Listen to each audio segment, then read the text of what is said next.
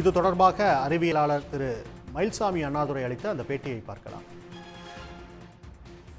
Florida மாநிலத்திலிருந்து அனுப்பப்பட்ட dragon 9 மூலியமாக அனுப்பப்பட்ட க்ரூ டிராகன் அப்படிங்கிற வாகனத்தின் வழியாக நம்ம சுபான்ஷ் சுக்லா உட்பட 4 விண்வெளி வீரர்கள் போன அந்த கலன் வந்து இன்றைக்கு 4:30 மணி வாக்கில் இந்தியா நடத்துகிறோம்.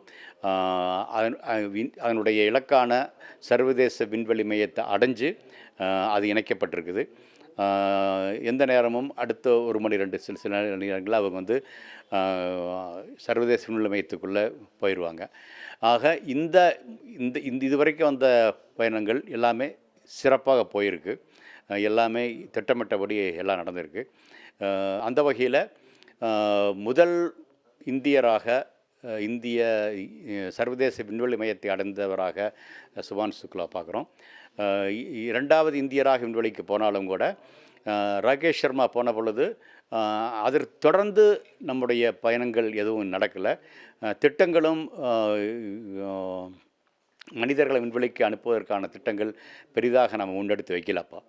ஆனால் இப்போ வந்து ககன்யான் திட்டம் முன்னெடுத்து வச்சு அதனுடைய பணிகள் நடந்திருக்கக்கூடிய தருணத்தில் அதில் ஒருவராக அந்த ககன்யான் திட்டத்தில் விண்வெளிக்கு போகக்கூடியவர்கள் ஒருவராக தேர்ந்தெடுக்கப்பட்டவர் தான் சுபான்ஷ் சுக்லாவும் இவருடன் சேர்ந்த பிரசாந்த் நாயரும்.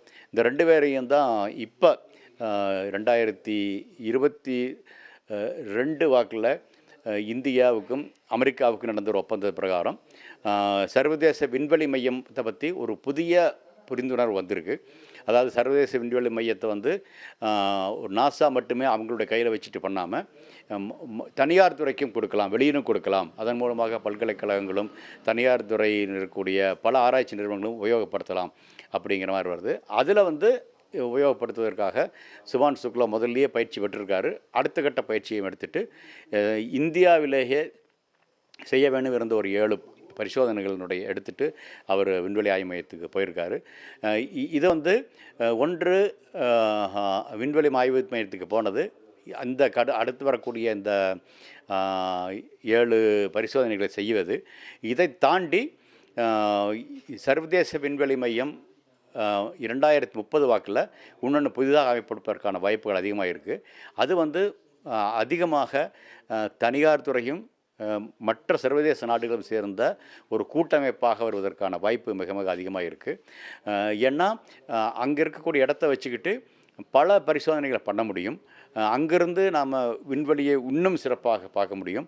அங்கே இருக்கக்கூடிய பரிசோதனை கூடத்தை நாம் இன்னும் சிறப்பாக பண்ண முடியும். அதில் பல பரிசோதனைகளை செய்வதற்கான பூமிக்கான முழு மருந்துகளாக இருக்கலாம், அல்லது சில நம்முடைய வயோதிகத்தன்மையை குறைப்பதற்கான சில வழிமுறைகள் கண்டுபிடிப்பதாக இருக்கலாம். அப்படி பல வகைகளில் அது அந்த இடம் உபயோகப்படுத்தப்படும். அது உபயோகப்படுத்தப்படணும்னா அந்த இடம் வந்து தனியார் துறை கொடுக்கறதுக்கான வாய்ப்பு, அங்கே போகிறதுக்கு வர்றதுக்கு அதற்கான வழியில் ககன்யான் உதவும்.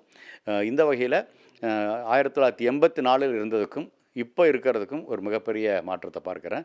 ஏன்னா இந்த தொடரோட்டம் வேகமாக போவதற்கும் இந்த தொடரோட்டத்தில் நம்ம மட்டும் தனியாக இல்லை, மற்ற நாடுகள் இருக்கும் பொழுது நமக்கு பெரும் செலவுங்கிறது அதிகமாக வராது. இப்போ இதே ஒரு பயணத்தை 550 கோடிகள் அதிகமாக இருக்கலாம். ஆனால் இந்திய மண்ணிலிருந்து அனுப்பணும் அப்படின்னா பல ஆயிரம் கோடிகள் ஆகும். ஆனால் அப்படி இல்லாமல் குறைந்த செலவில் செய்ய முடியும். அந்த வகையில் நம்ம அதற்கான அறிவியல் தொழில்நுட்பத்தை கண்டறிஞ்சிக்க முடியும். ஆனால் குறைந்த செலவில் செய்ய முடியும், சீக்கிரமாக செய்ய முடியும். அதை வந்து மற்றவர்களோட போட்டி இல்லாமல் செய்ய முடியும். அப்படிங்கிற ஒரு வகையில் இந்த பணி சிறப்பாக இருக்குது. இது உலகளாவில் எல்லோரும் நல்லா பார்க்குறாங்க. இந்தியாவிலும் நிறைய இளைஞர்கள் இதை பார்க்கும் பொழுது ராகேஷ் சர்மாவுக்கு அடுத்தது உடனே யாரும் வரல. ஆனால் இப்போ சுக்லாவுக்கு அடுத்தது நிறைய வருவதற்கான வாய்ப்புகள் இருக்குது. சுக்லாவே திரும்ப வந்து விமானப்படையில் ராகேஷ் சர்மா போன மாதிரி சேராமல் இந்திய விண்வெளி துறையிலேயே அவர் படையாற்றுவதற்கான வாய்ப்பும் இருப்பதாக நான் பார்க்குறேன். உடனுக்குடன் செய்திகளை தெரிந்து கொள்ள சன் நியூஸ் பெல் ஐகானை கிளிக் பண்ணுங்கள்.